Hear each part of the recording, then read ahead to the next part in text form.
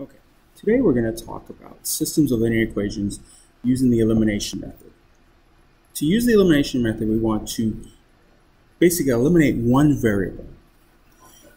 To do this, you have to have a negative and a positive going up and down, and to have them have the same number in front of the variable.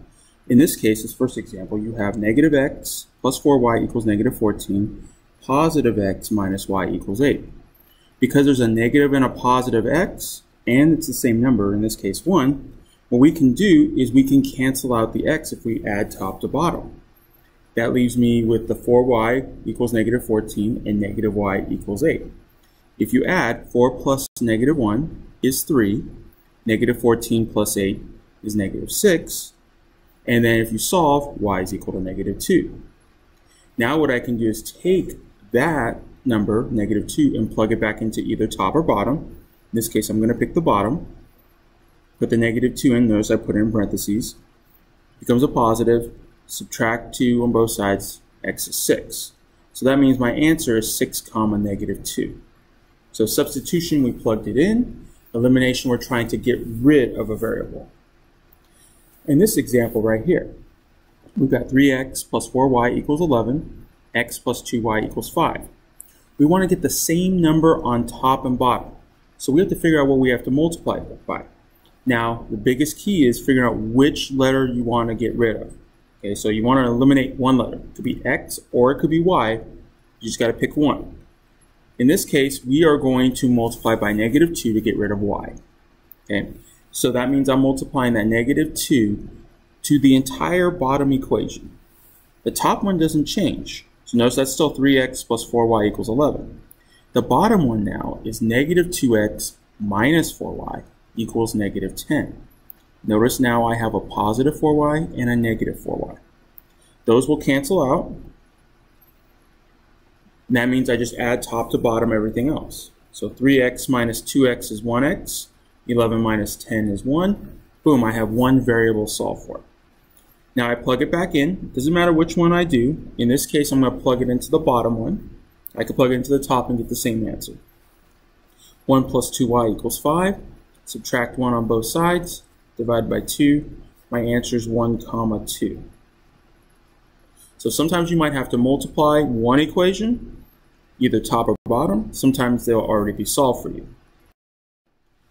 Other times we might have to multiply both equations, both top and bottom. So in this case, I've got a negative 3y and a positive 2y. You always want to look for that negative positive, which means if I want to get a common factor or common multiple, that'd be 6. It means I have to multiply the top by 2, the bottom by 3 to get rid of the y. It seems a little bit easier than to deal with the x value since there's already a negative.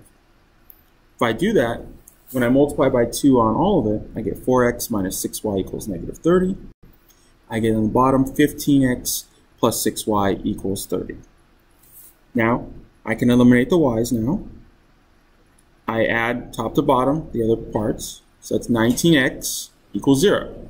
Divide by 19, x is equal to 0. Now what I do is I plug it back into, in this case, the top one, or bottom one. 5 times 0 is 0. Divide by 2, y is equal to 5, and my answer is 0 comma 5. Our last one, which letter do we want to get rid of? So in this case, we want to get rid of the x value. So we're going to multiply by 2 on the top one. So that's going to give us 2x plus 4y equals 10. And the bottom is negative 2x minus 6y equals 2. The x values will cancel out, or the variables will cancel out. That leaves me with 4y minus 6y, and 10 and 2. That gives me y equal negative 6. Plugging back in, usually I try to stay away from any negatives if I can, so I'm going to pick the top one. So x plus 2 times negative 6 equals 5. That gives me x minus 12 equals 5. Add the 12, you get x equals 17. And my answer is 17 comma negative 6. Again, most of this should be reviewed from you from algebra. Hopefully that this will clear up any problems you might have, and you should be able to complete the assignment that is left for you.